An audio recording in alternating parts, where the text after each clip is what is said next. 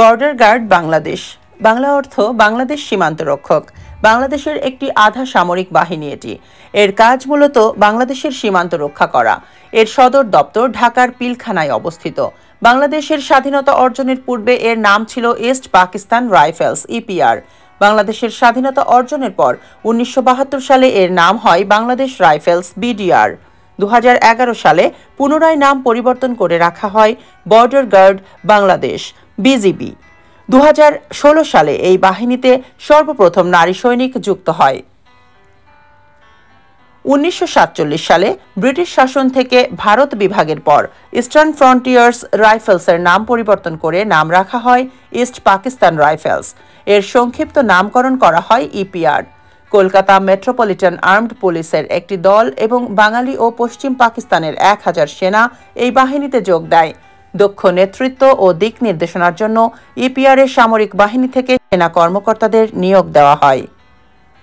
দেশ স্বাধীন হওয়ার পর 1972 সালের 3রা মার্চ ইপিআর বাহিনীকে পুনর্গঠন করে এর নাম রাখা হয় বাংলাদেশ রাইফেলস বিডিআর। 1980 সালের 3রা মার্চ থেকে এই বাহিনীর স্বীকৃতি হিসেবে সরকার একে জাতীয় পতাকা প্রদান করে।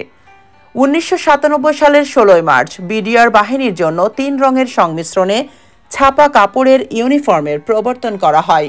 2009 সালে পিলখানা সদর দপ্তরে ঘটে যাওয়া ইতিহাসের বিভীষিকাময় নারকীয় হত্যাকাণ্ডের মধ্য দিয়ে বিডিআরের 215 বছরের গৌরবময় অধ্যায়ের ছন্দপতন ঘটে। এই বাহিনীর নাম ও পোশাক পরিবর্তন করে নতুন আইনও প্রবর্তন করা হয়। 23 জানুয়ারি 2011 সালে শেখ হাসিনা বিজিবির পতাকা উত্তোলন করেন। 2009 সালের 25 ও 26 ফেব্রুয়ারি ঢাকা পিলখানা সদর দপ্তরে বিডিআরের কতিপয় উচ্ছৃঙ্খল জওয়ান সংগঠিত করেন ইতিহাসের বিভীষিকাময় নারকীয় হত্যাকাণ্ড। কিন্তু বিডিআর আইনে দোষীদের নগণ্য শাস্তির বিধান থাকায় আইন পরিবর্তনেরও প্রয়োজনীয়তা দেখা দেয়। এই বাহিনীর নাম পরিবর্তন করে রাখা হয় বর্ডার গার্ড বাংলাদেশ বিজিবি। মহান স্বাধীনতা যুদ্ধে 1971 সালের 25 মার্চ রাতে জাতির জনক বঙ্গবন্ধু শেখ মুজিবুর রহমানের আহ্বানে মুক্তিযুদ্ধে অংশ নেন তৎকালীন ইস্ট পাকিস্তান রাইফেলসের ইপিআর সদস্যরা। মুক্তিযুদ্ধের ইতিহাসে এ বাহিনীর রয়েছে গৌরবময় অবদান। স্বাধীনতা যুদ্ধে ইপিআরের 817 জন সদস্য মৃত্যুবরণ করেন। এনাদের মধ্যে ছিলেন 119 জন খেতাবপ্রাপ্ত। 2 জন বীরশ্রেষ্ঠ ছিলেন, যাদের নাম বীরশ্রেষ্ঠ ল্যান্স নায়েক নূর মোহাম্মদ শেখ ও বীরশ্রেষ্ঠ ল্যান্স নায়েক মুন্সি আব্দুর রউফ।